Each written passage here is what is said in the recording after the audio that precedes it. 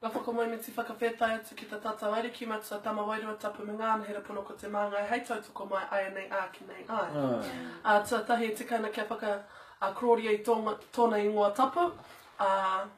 Tuarua e mihi kia koutou te maria e kaha tūhono mai ki ēnei kiriata mo ngā whakamahukitanga kōrero, a ngā poropiti Māori, me ta tātou pāpā tahu pōtiki wiri muratana, e whakakotahi ana I ana kōrero, ma tā tātou e whakapono, mo tātou te iwi Morehu. Ka pai, so, Maramatanga In A Minute, this is day 69. So, we're one day away from number 70. Number 70, we'll kind of do something a little bit different, but we'll carry on to that tomorrow. So, kupua te māngai mō tēnei rā.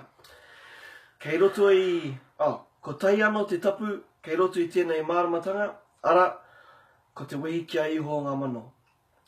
When the MANGAI spoke, his kupu were quite simple, they were quite easy for us to grasp. So, what was the MANGAI telling us in this kupu? So, a few things.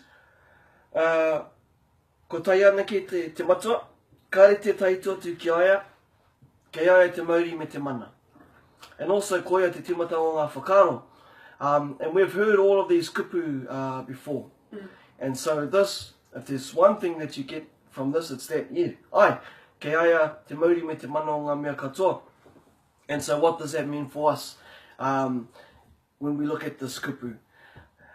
You know, you kind of get into these situations, I guess, being a pono ngā tūturu, sometimes the world can have an influence on you where you are being questioned by the things of your surroundings.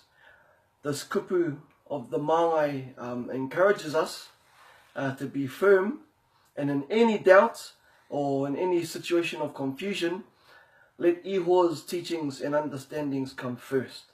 So, waiho ngā mea o tēnei ao, tahuri ki ngā riki. And that's also another whakamārama that comes from one of our himene. Himene rua te kaumārima.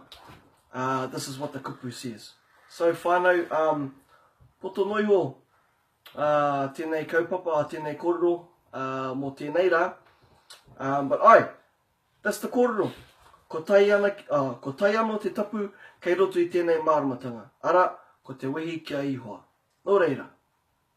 Nei reira, kia whakamanahia I tāna ingoa tapu, I ngā wā katoa, just putting them first, whānau, koira pia te kōrero poto, mo tēnei o ngā kōrero a tātātou pāpā, kia kaua koe tahuri ake I o whakaro, me te mōhio, te tūpono, koia tō timatanga, koia hoki tō whakapono.